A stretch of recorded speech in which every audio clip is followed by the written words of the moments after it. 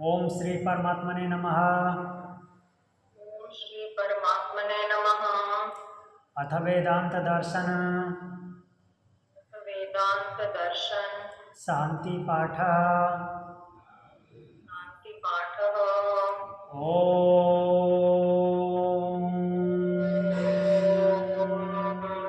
पूर्णमद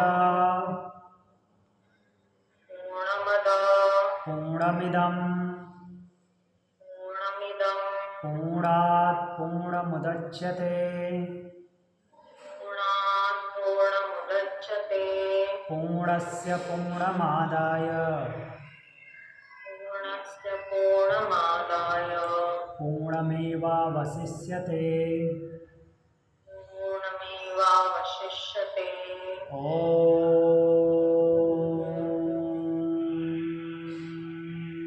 शांति शांति शांति।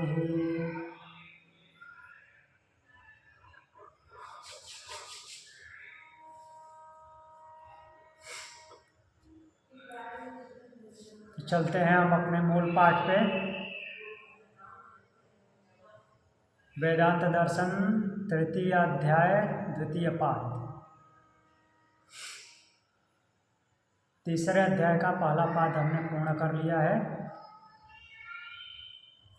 अब दूसरा पाठ पे आते हैं। पहले पाठ में क्या पढ़ा था हमने?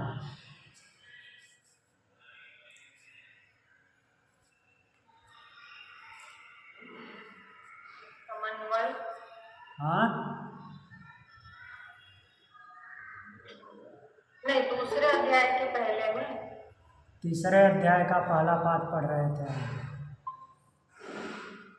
तीसरे अध्याय का पहला ना? हाँ,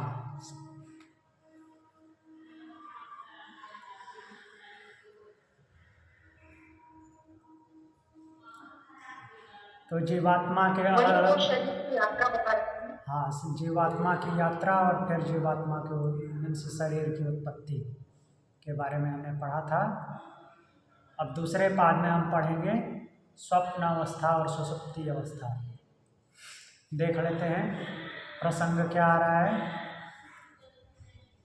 इस पाठ में देहांतर प्राप्ति के प्रसंग में पहले पाठ की बात हो रही है। पंचाग्नि विद्या का प्रकरण पर विचार हुआ था और जीव के बारंबार प्राप्त होने वाले जन्म मृत्यु दुख का वर्णन किया गया। और इसका गूढ़ अभिप्राय यही है कि जीवों के मन में सांसारिक पदार्थों तथा अपने नश्वर शरीर के प्रति आसक्ति कम हो तथा निरंतर वैराग्य की भावना बढ़े। वैराग्य की भावना बढ़े, यहाँ लिखने का मतलब क्या है कि अपवर्ग की तरफ अग्रसर हो। अटैचमेंट अर्थात जो संग होता है, संग से असंग की ओर बढ़े। अब दूसरे पाद में क्या होगा कि शरीर के भिन्न भिन्न अवस्थाओं पर विचार करके इस जन्म मरण रूप संसार बंधन से छूटने के लिए परमात्मा का ध्यान का रूप बताया जाएगा। तो पहले स्वप्नावस्था पर विचार करेंगे, फिर सुसुप्ति अवस्था पर। सूत्र नंबर 1 से 6 तक स्वप्नावस्था पर विचार है। पहला सूत्र देखते हैं। संधे सृष्टि राह ही, बोला जा रहा है संधे सृष्टि राह ही। संधे, तो संधे का यहाँ पे मतलब है कि स्वप्न को संबोधित करके बोला जा रहा है कि जो स्वप्न अवस्था है वो जागृत की ही तरह उसमें क्या होती है, उसमें भी सृष्टि होती है, अर्थात उत्पत्ति का प्रसंग आता है।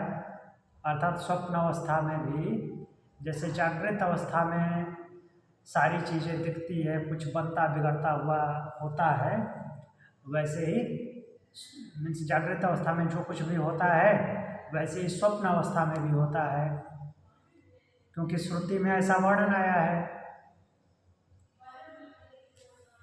तो देखते हैं श्रुति क्या बोल रही है। मैंने स्वप्न अवस्था में जो कुछ घटित होता है वह सेम वैसे ही है जैसे जागृत अवस्था में घटित होता है। तो इसमें बोला गया है, बृहदारण्यक उपनिषद का उदाहरण दिया गया है कि स्वप्न अवस्था में जीवात्मा लोक और परलोक दोनों को देखता है, वहाँ सुख आनंद दोनों का उपयोग करता है। आनंद बोले तो सुख का और दुख का। आनंद में से दुख नहीं, आनंद यहाँ पे सुख के बराबरी में कंपेयर में आया है, दुख तो अलग से है ही। तो दुख और सुख का उपभोग करता है और स्थूल शरीर को, एक मिनट मैंने शेयर नहीं किया, शेयर कर देता हूँ।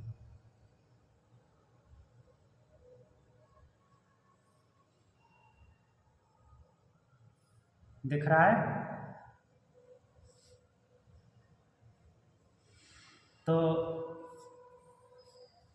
इसके लिए बृहदारण्यक उपनिषद का 4:3-9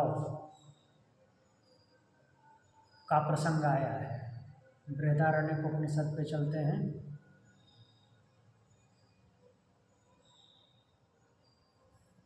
4:3-9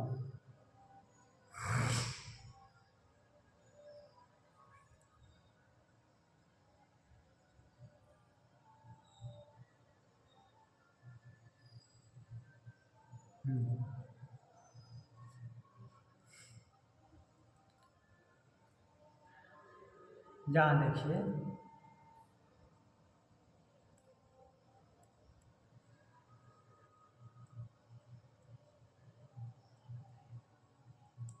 चार 3:9 में बोला जा रहा है, तस्य वाये तस्य पुरुषस्य द्वे एव स्थाने भवदैदं च परलोकस्थानं च संध्यं तृतीयं स्वप्नस्थानं तस्मिन् संध्ये स्थाने तिष्ठन्नेते उभे स्थाने पश्यतिदं च परलोकस्थानं च अथ यथाक्रमे अयं परलोकस्थाने भवति तमक्रममाक्रम्यो भयान्पां न आनन्दाश्च पश्यति स यत्र प्रस्वपित्यस्य लोकस्य सर्वावतो मात्रामापादाय स्वयं विहत्य स्वयं निर्माय स्वेन भासा स्वेन ज्योतिषा प्रस्वपित्यात्रायं पुरुषः स्वयं ज्योतिर्भवति।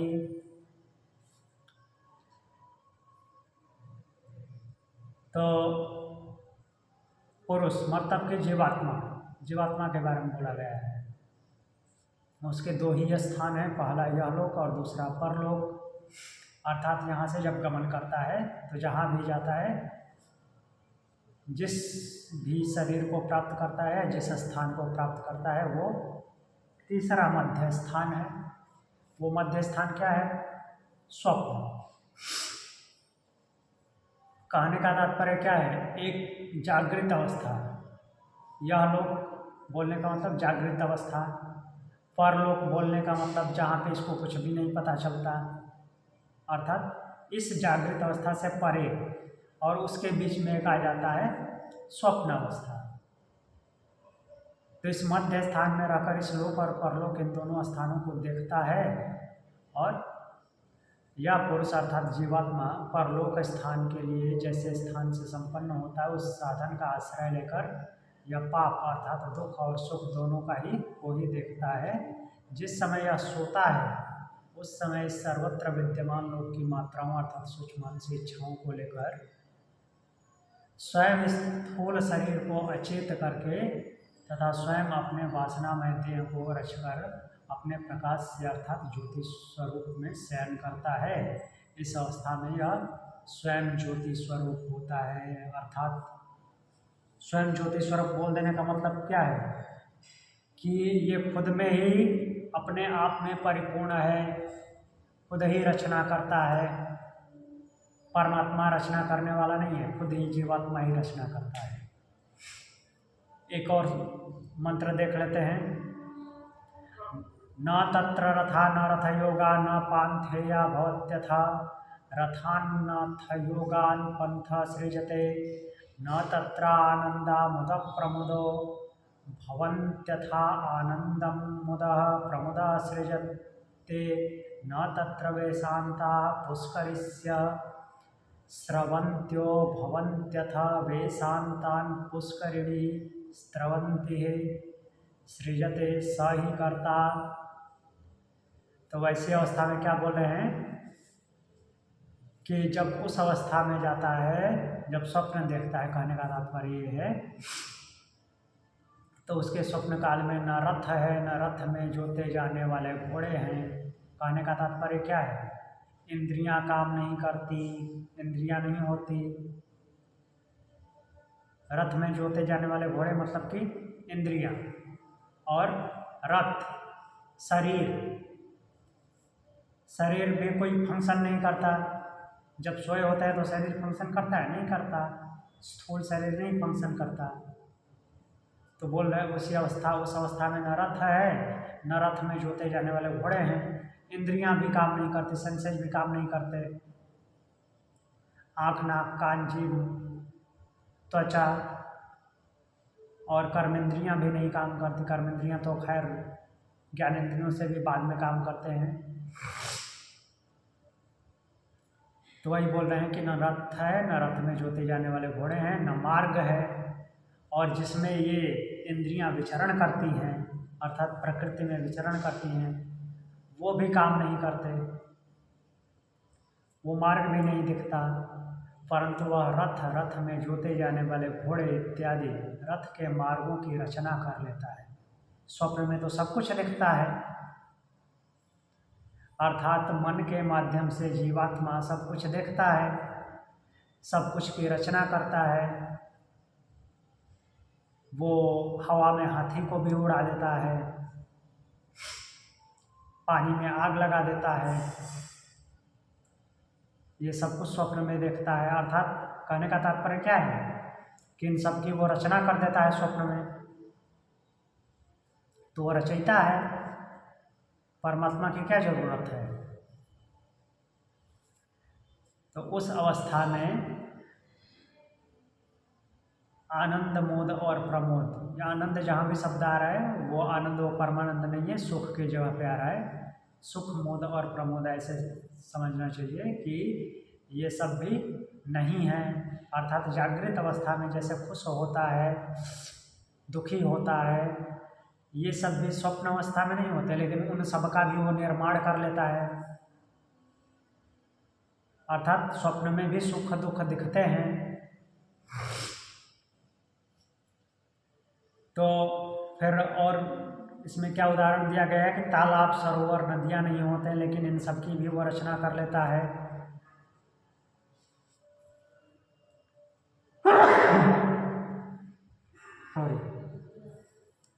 तो इस तरह से वह कर्ता स्वरूप है। अब आते हैं वापस मंत्र पे।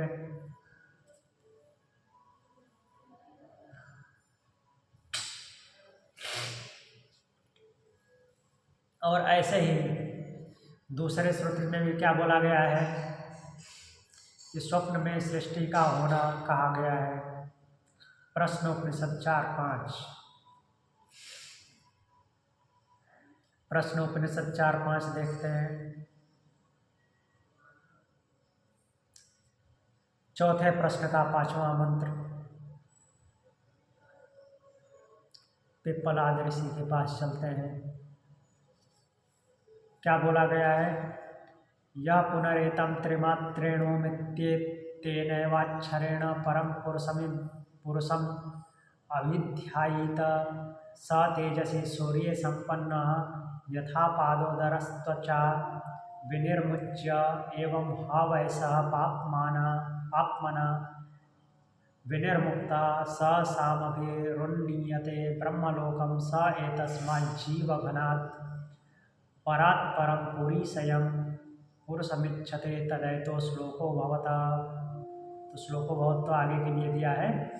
अभी इस यह जो मंत्र है इसमें क्या लिखा हुआ है स्वप्नावस्था के बारे में। यह पुनरेतम त्रिमात्रेणु मित्येतेनैवाक्षरेण, तो किसकी बात हो रही है, त्रिमात्रा की। नकार उकार मकार, जागृत स्वप्न सुषुप्ति जो त्रिमात्रेण 3 मात्राओं वाले ओम एतत् अक्षरेण एव, इस अक्षर के द्वारा ही एतम परम पुरुषम, इस परम पुरुष का, अर्थात यहाँ पे 3 मात्राओं वाला परम पुरुष कौन आएगा? अपर ब्रह्म। उसका निरंतर ध्यान करता है और उसके माध्यम से पर ब्रह्म को ध्यान करेगा। स तेजसी, वह तेजो में सूर्यलोक में जाता है, तेजो से सूर्य संपन्न है, अर्थात प्रकाशमान होता है। कैसे? यथा पादोदर, जैसे पादोदर जिसका पेट ही पैर है, अर्थात सर। त्वचा विनिर्मुच्यते, अपनी त्वचा को निर्मुच्य छोड़ देता है, केंचुली अलग हो जाती है उससे, वैसे ही सब कुछ छोड़ देता है। एवं हवै, ठीक उसी तरह पाप मना व पापों से विनिर्मुक्तन, मुक्त होकर के सामवेद की श्रुतियों के द्वारा ऊपर ब्रह्मलोक हो जाता है। स एतस्मात्, वह इस जीव समुदाय परात् परम, परम तत्व से अत्यंत श्रेष्ठ, पूरी संयम, पुरुष बोले तो,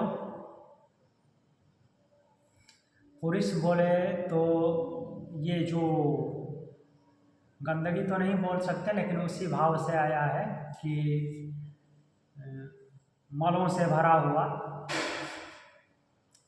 इस। और दूसरी बात, पूरी समय अगर विच्छेद कर दें तो पुर आ जाएगा। पुर का मतलब कि नगर, शरीर रूपी नगर, शरीर रूपी नगर में रहने वाला पुरुष।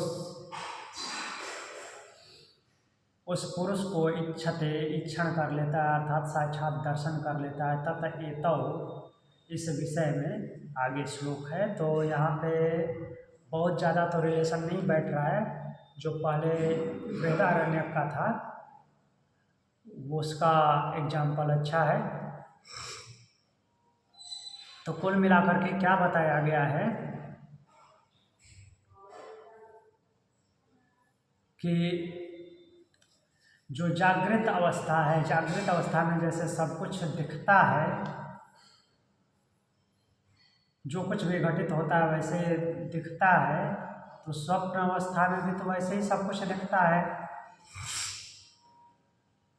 और स्वप्न अवस्था में तो उससे भी बढ़कर है, जो नहीं दिखना होता है वो भी दिख जाता है, जो घटित नहीं होना होता है नॉर्मल जागृत अवस्था में वो भी हो जाता है। अर्थात जीवात्मा जो है निर्माता है, निर्माण करता है।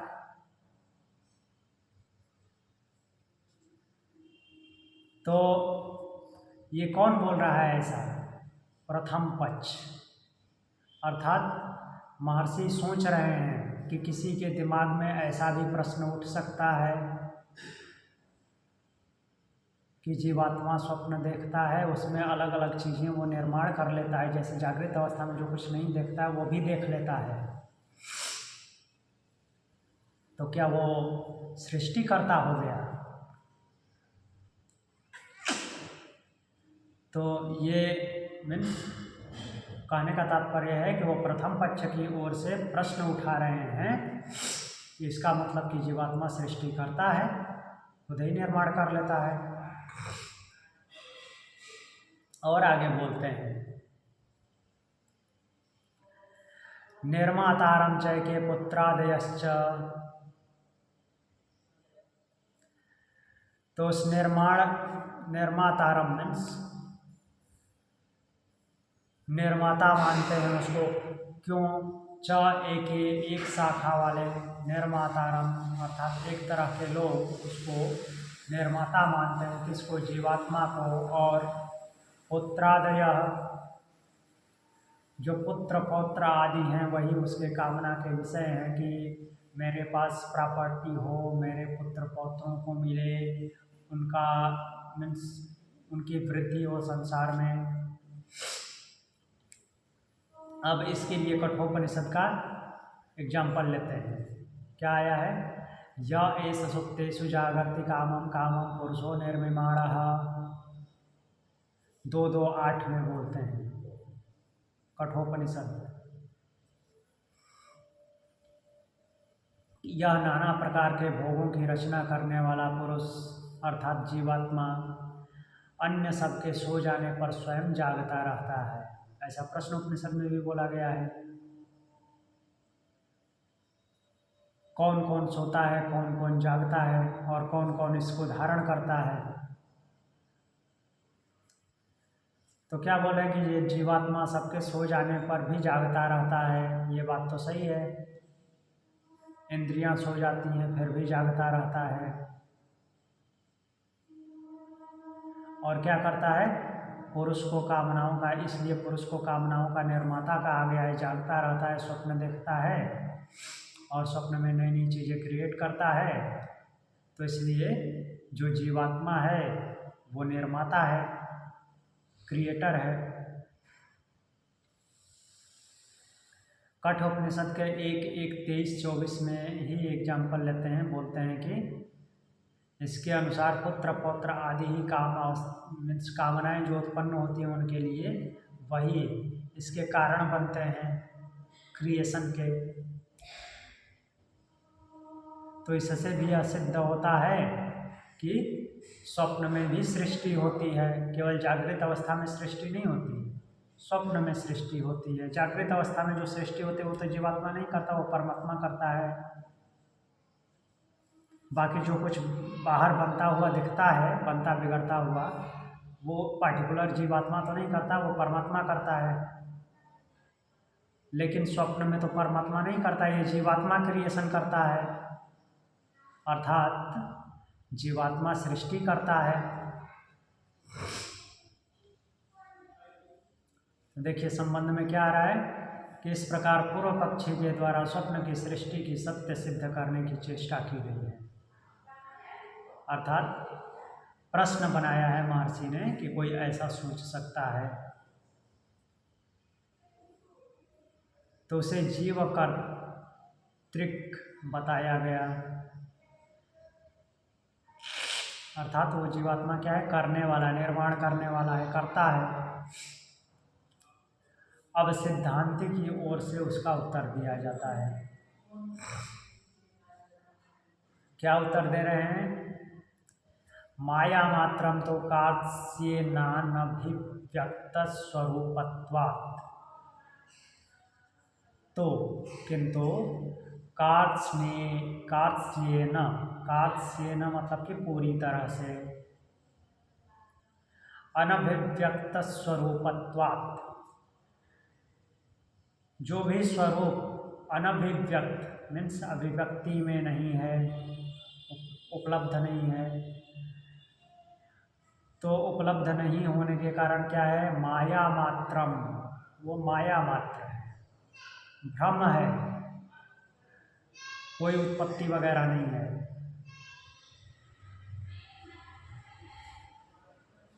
क्या बोल रहे हैं कि वो पूर्ण रूप में नहीं आता। पूर्ण रूप में नहीं आने का मतलब क्या है, पूर्ण रूप में उसकी अभिव्यक्ति नहीं होती। जैसे जागृत अवस्था में वस्तुओं की होती है, वैसी अभिव्यक्ति स्वप्न अवस्था में नहीं होती। हाँ, स्वप्न में सब कुछ दिखता है, क्रिएशन भी दिखता है, लेकिन जागृत अवस्था में जैसे होता है वैसा नहीं होता। जागृत अवस्था में जो कुछ भी दिखता है वो क्लियर होने का, उसका अस्तित्व का पता चलता है। उसको अगर कोई वस्तु है तो उसको हम पकड़ भी सकते हैं, या नहीं है कुछ सॉफ्ट चीज़ है, सॉफ्ट फॉर्म में है, हार्ड फॉर्म में नहीं है, तो भी वो अनुभव में आता है, प्रत्यक्ष अनुभव में आता है और इंद्रियों के अनुभव में आता है। जबकि जो स्वप्न अवस्था में जो कुछ भी क्रिएट होता है उसकी प्रत्यक्ष अभिव्यक्ति नहीं है, अर्थात वो अस्तित्व में नहीं है। जब तक आँख बंद है तब तक वो दिखता है, खूब नई नई क्रिएशन चल रही होती है, लेकिन वो क्रिएशन वास्तव में तो कहीं दिखता नहीं। ये जागृत अवस्था का क्रिएशन आपके आँख बंद कर लेने पे भी वो होता है, भले आपको न दिखे लेकिन वो होता तो है। जो स्वप्न अवस्था में जो आपने देखा वो कहीं नहीं होता। अगर वो अस्तित्व में होता तो मान लेते कि हाँ क्रिएशन हुई है, स्वप्न में रचना हुई है। तो वो क्या है, माया मात्र है, इल्यूजन है, भ्रम है। भ्रम को देखते हैं अर्थात भ्रम में पड़ जाते हैं। और वो क्यों होता है ऐसा? क्योंकि जागृत अवस्था में इंद्रियों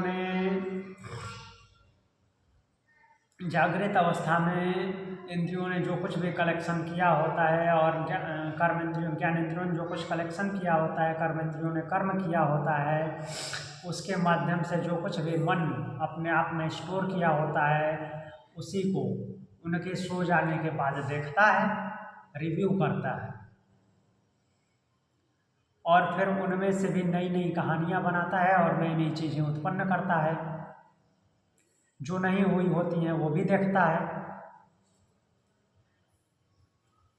यही सब करता रहता है क्योंकि मन स्वप्न अवस्था में जगा रहता है। मन नहीं सोता स्वप्न अवस्था में, केवल इंद्रियां सोती हैं।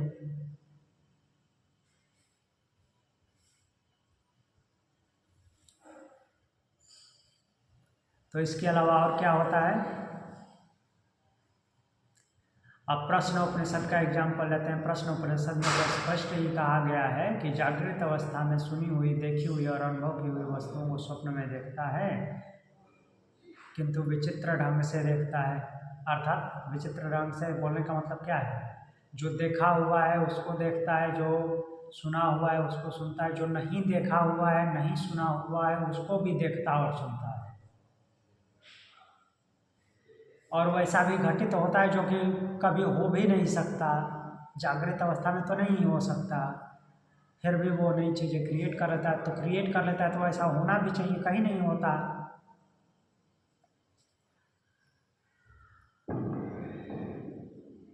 तो इस तरह से बोल रहे हैं कि जो स्वप्न अवस्था में देखता है वह एक तरह से माया है, भ्रम है, जो कि आंख खोलते ही सब कुछ गायब हो जाता है। हाँ, उस समय आपके ऊपर उसका इफेक्ट रहता है, जब तक सोए रहते हैं तब तक रहता है, लेकिन वो क्या है कि वो इफेक्ट भी माया रूप में है, भ्रम के रूप में है। आंख खोलते ही वो सब कुछ समाप्त हो जाता है, अर्थात इंद्रियों के एक्शन में आते ही वो सारा आपका भ्रम खत्म हो जाता है। अभी आएंगे आगे भी कैसे वो अप्लाई भी होता है, ये भी देखेंगे। ऐसा नहीं कि सब कुछ खत्म हो जाता है,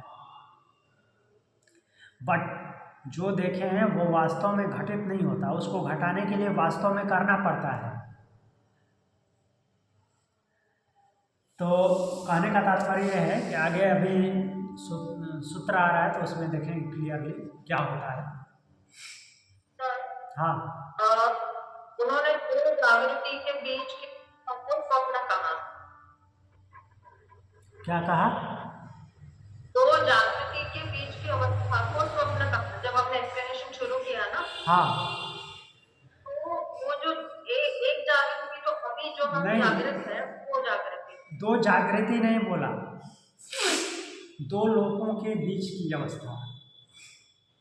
दो लोगों के बीच की अवस्था। हाँ, दो लोगों के बीच की अवस्था कहने का तात्पर्य क्या है कि एक इस शरीर में जो जागृत अवस्था है उसका वर्णन कर रहे हैं, और यहाँ से जाने के बाद जो घटित होता है, अर्थात यहाँ से प्रयाण करने के बाद या इस स्थिति के बाद जो दूसरी स्थिति बनती है उसके बीच में दो तरह से इसको समझ सकते हैं।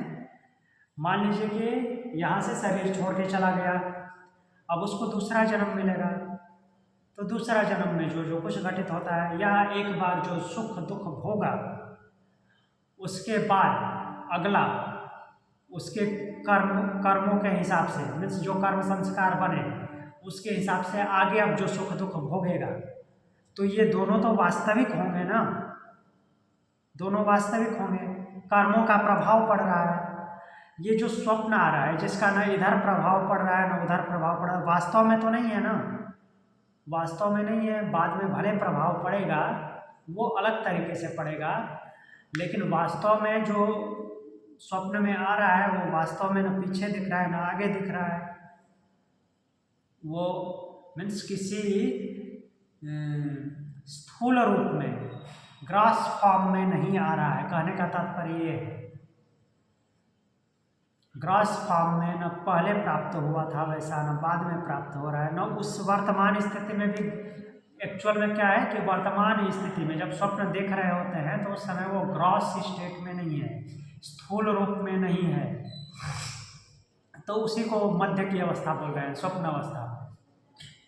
क्योंकि पहले भी जो जागृत अवस्था में पहले का जो कर्म संस्कारों के ऊपर जो घटनाएं हो रही हैं वो स्थूल रूप में है, ग्रॉस फॉर्म में है। जो बाद में घटित होगा वो भी ग्रॉस फॉर्म में होगा, उसके बीच की अवस्था है ये।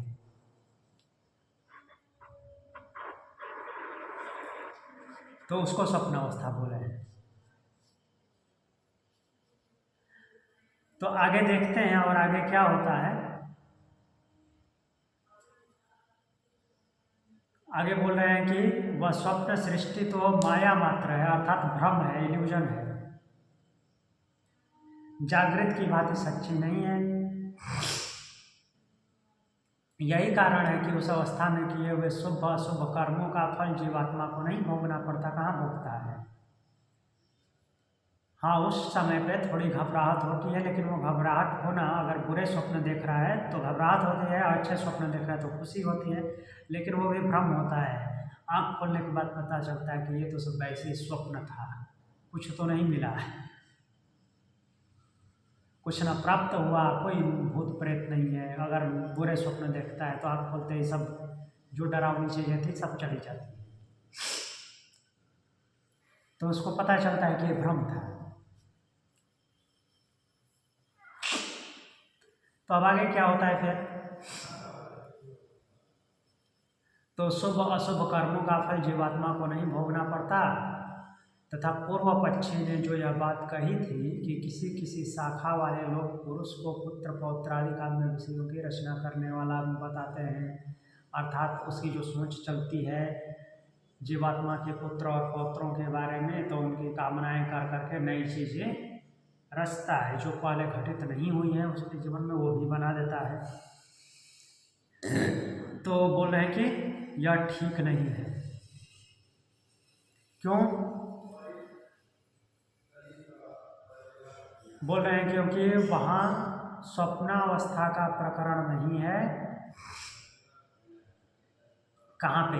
जो आगे घटित होगा, और आगे घटित होगा वहाँ पे, प्लस जहाँ पे ये बात आई है, जिस प्रसंग में ये बात आई है, अर्थात जिस मंत्र में ये बोला गया है, वहाँ पे स्वप्न को लक्ष्य नहीं किया गया है। वो बातें जागृत अवस्था की गई है, स्वप्न की नहीं की गई है। तो और उस मंत्र में जीवात्मा को काम्य विषयों का निर्माता नहीं कहा गया है, वहाँ यह विशेषण परमात्मा के लिए आया है। कहने का तात्पर्य ये है कि जो प्रश्नकर्ता के दिमाग में ये बात चल रही है कि ऐसा श्रुति में बोला गया है, तो उसको समझने में भ्रम हो गया है। वहाँ पे जीवात्मा के लिए वो उत्पत्ति करना, अर्थात कर्ता होना, सृष्टि करता होना जीवात्मा को नहीं बोला गया, वो परमात्मा के परिप्रेक्ष्य में आया है, परमात्मा के संबंध में आया है।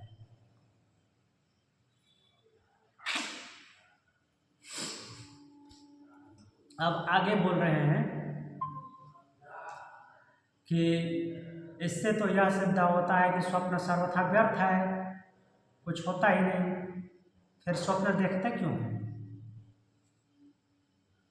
उसकी कोई सार्थकता ही नहीं है। तो बोलते हैं सूचकश्च ही श्रुतेराचक्षते च तद्विदः।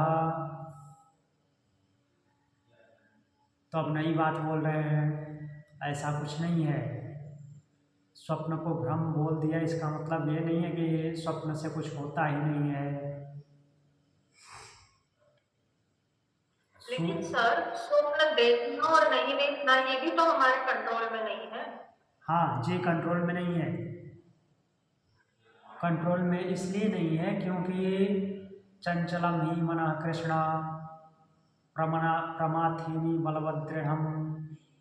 हे कृष्ण, यह मन बहुत चंचल है, प्रमथन करता रहता है और बहुत ही बलवान है। तो इतना चंचल, इतना प्रमथन करने वाला आपके वश में कैसे आ सकता है? वायोरीव सुदुष्करम, ये तो ऐसा दुष्कर है जैसा कि हवा को अपने वश में कर लेना है।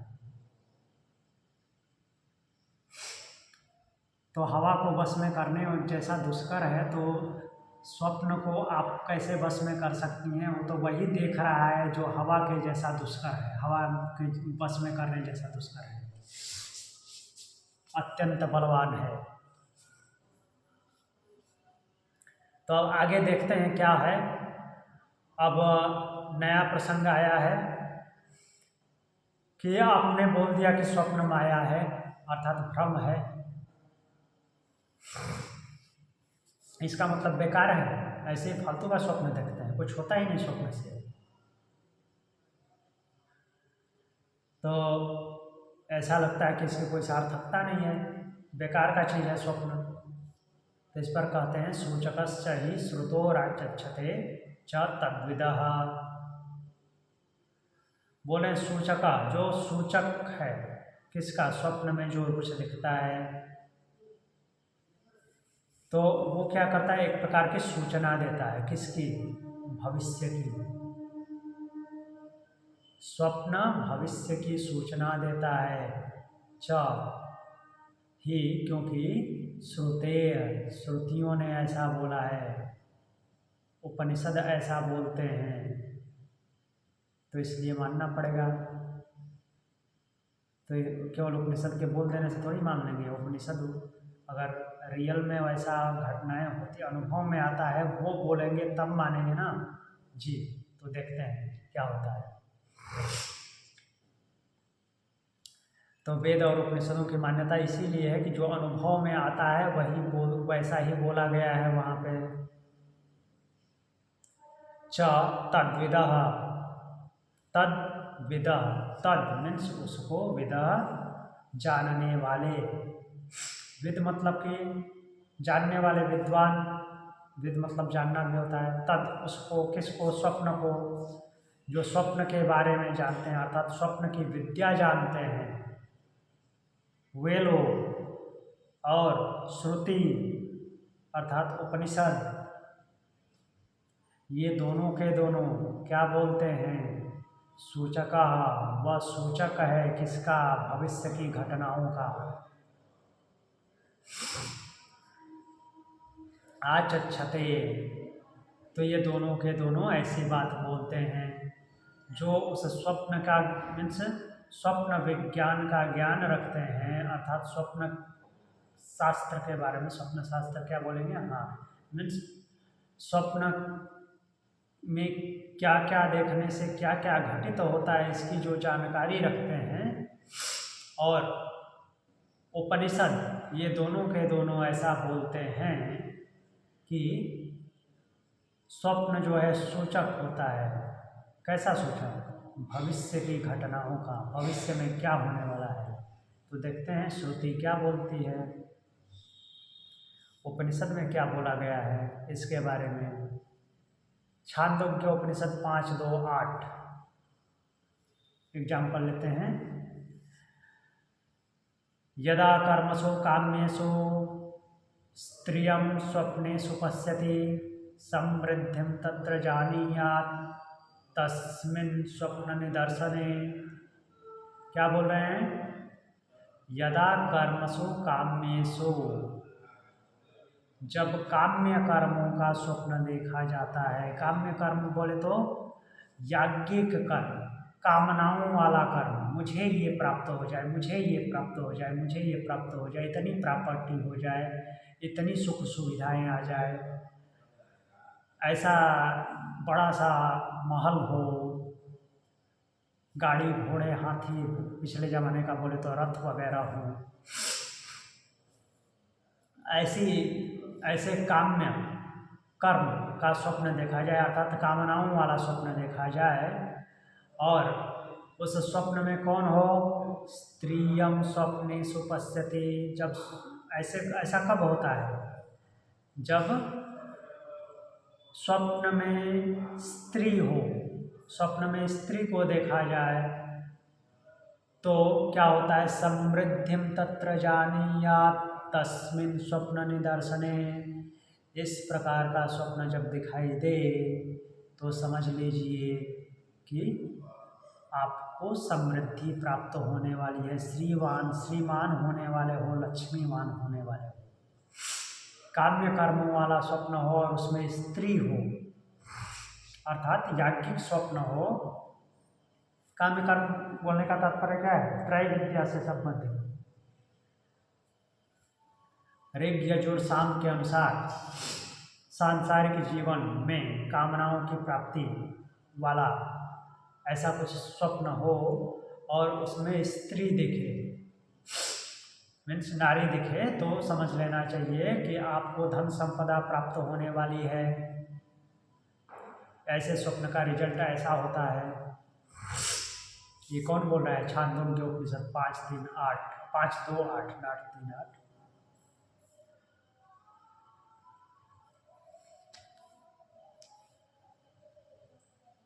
तो अब आगे बढ़ते हैं। और क्या एग्जाम्पल है? दूसरा एग्जाम्पल है ऐतरेय आरण्यक का 3:2-4-17।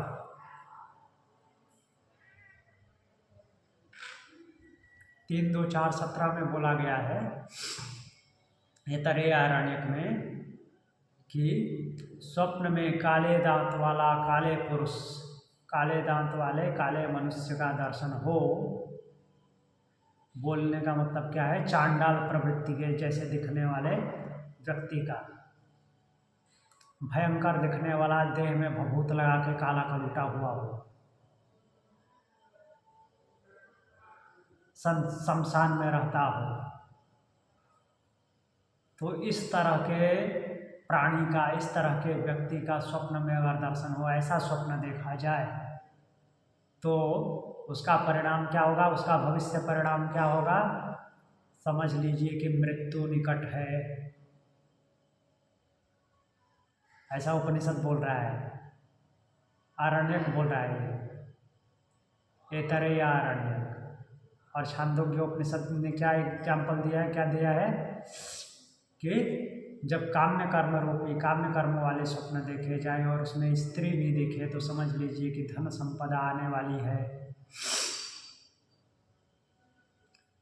जब चांडाल प्रवृत्ति का आदमी, मीन्स काले दांत वाला, काले शरीर वाला आदमी, भयंकर ऐसा प्राणी दिखे तो समझ लीजिए मृत्यु नज़दीक है।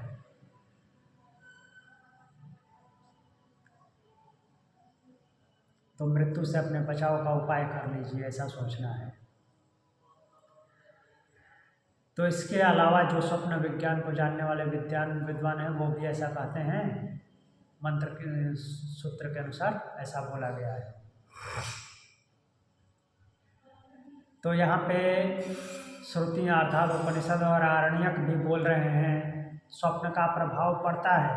स्वप्न को माया बोल दिया, भ्रम बोल दिया, इसका मतलब ऐसा नहीं कि स्वप्न कुछ होता ही नहीं है, होता है, स्वप्न का प्रभाव पड़ता है। वैसे भी हम सामान्य जीवन में देखते हैं कि क्या होता है, बोला जाता है जब सुबह में जो स्वप्न देखा है वो शीघ्र प्रभावी होता है और सत्य होता है। जो रात में मिडनाइट में स्वप्न देखा जाता है वह या तो प्रभावहीन होता है या बहुत बाद में प्रभाव देता है या फिर वो झूठा होता है, व्यर्थ का होता है। तो ऐसे प्रभाव वाला माना गया और प्रभाव श्रुतियों ने, उपनिषद आरण्यक ने भी ऐसा दिखाया है कि ऐसा प्रभाव आता है। 2 एग्जाम्पल हमने देख लिए।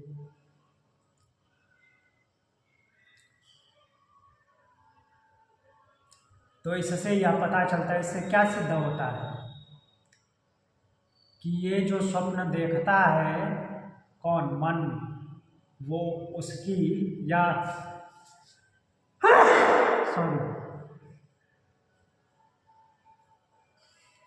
जीवात्मा की क्रिएशन नहीं है, अर्थात वो जीवात्मा क्रिएट नहीं करता है, उसके कर्म संस्कारों के हिसाब से वो बनता है, कर्म संस्कारों के हिसाब से वो स्वप्न बनता है, न कि उसकी क्रिएशन है। जैसा किया होता है वैसा सोचता है और उसके हिसाब से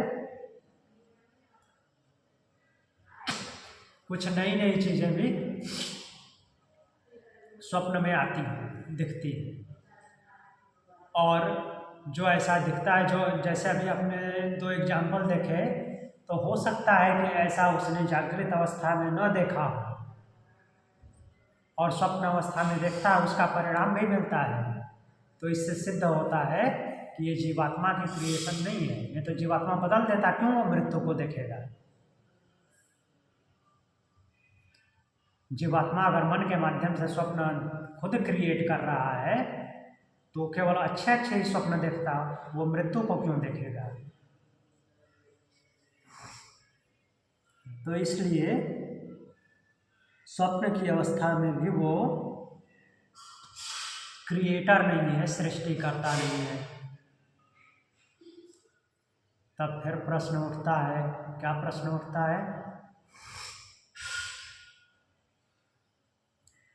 कि जीवात्मा भी तो ईश्वर का अंश है। हमने पढ़ा है वो अंश है, अतः इसमें ईश्वर ज्ञान और ईश्वर का जो ज्ञान है, ऐश्वर्य है और उसके और गुण हैं, वो सच्चित आनंद है परमात्मा, तो उसका अंश है, तो इसको भी तो सच्चित आनंद होना चाहिए। अगर ऐसा मान लें कि स्वप्न की सृष्टि जीवात्मा स्वयं करता है, क्यों?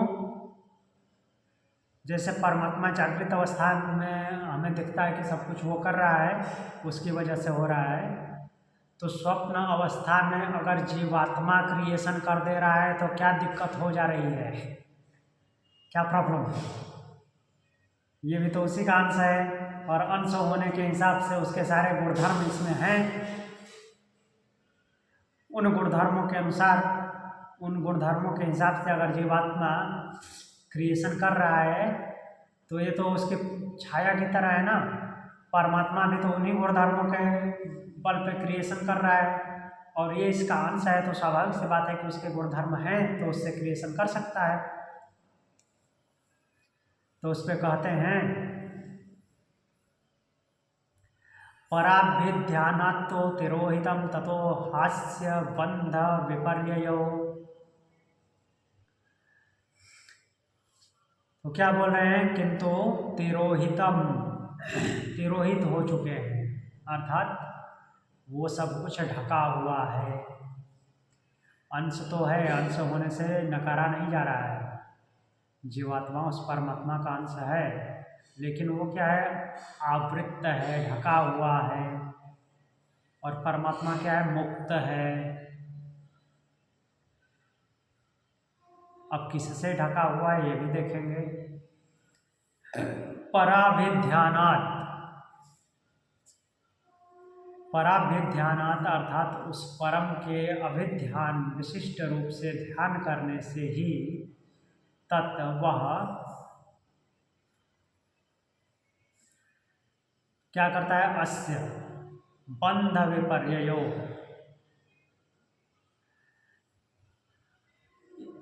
अस्य बंध विपर्ययो, इसको बंधन से मुक्त करता है। किसको? जीवात्मा को। परमात्मा का विशेष रूप से ध्यान करने से जीवात्मा बंधन से मुक्त होता है, अन्यथा वो क्या है? उसके वो सारे गुणधर्म जो हैं जीवात्मा में जो हैं वो तिरोहित है, ढके हुए हैं, आवृत हैं। तिरोहित का बड़े स्वरूप में ये भी अर्थ निकाला जाता है कि जैसे हवन कुंड में सब कुछ डाल करके भस्म किया जाता है, वैसे ही उसके गुणधर्म भस्म हो गए हैं, ऐसा अनुभव करना। लेकिन भस्म हुआ है यहाँ पे नहीं लेंगे, यहाँ पे यही है कि ढका हुआ है। कैसे, क्यों ढका हुआ है? क्योंकि वो शरीर वाला है।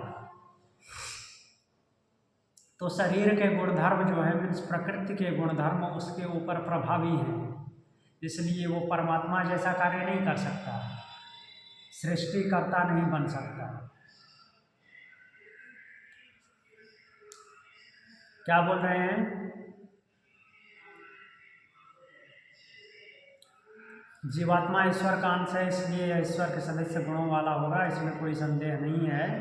परंतु इसके बीच सभी गुण तिरोहित छिपे हुए हैं।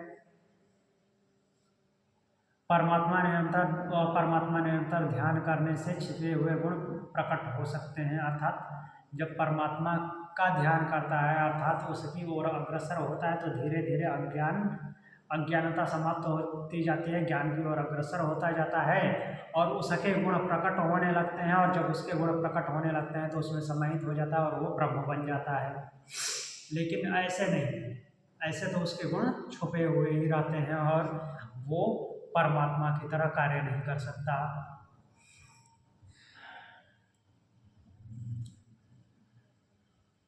अब इसके आगे देखते हैं।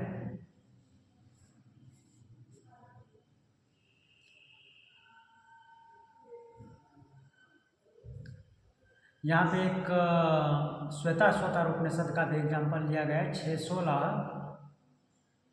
इसके माध्यम से बताया गया है, वही मीन्स उसकी जो इसमें व्याख्या है उसी सूत्र में जो दिया है उसी के बारे में बताया गया है कि जीवात्मा को चाहिए कि उस परमात्मा की उपासना करे, अर्थात ध्यान करे, और उसके ध्यान से उसको प्राप्त कर लेता है,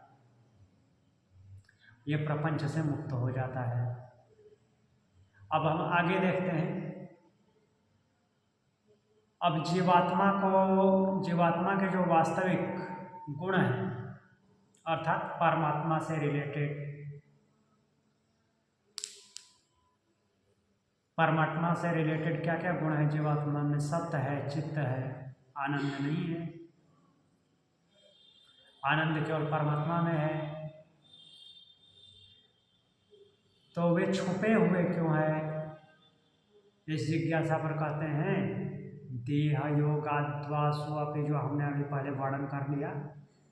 देह योगाद्वासु अपि स अपि, वह भी क्या है? वह भी सब जो ढका हुआ है किस लिए है?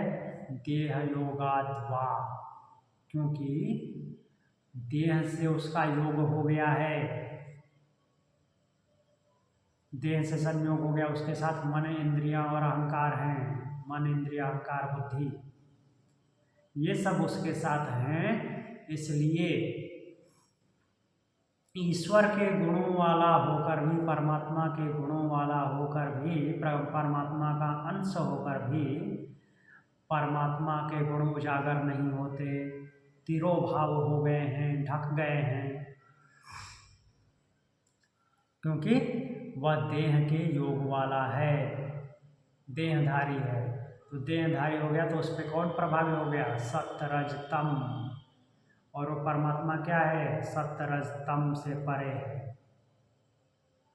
और जैसे ही सत्य रज तम में आया, सत्य रज तम के फंक्शन में आते ही सारी सृष्टि प्रक्रिया शुरू हो गई और सबका सब कुछ अप्लाई होने लगे इस जीवात्मा पे, जिससे कि वो क्या हो गया? ईश्वर के मूल रूप का जो कि मूल गुण धर्म है उसका इस जीवात्मा में तिरोभाव हो गया है, ढक गए हैं वो सब, और वो कार्य नहीं करता, परमात्मा की तरह कार्य नहीं कर सकता।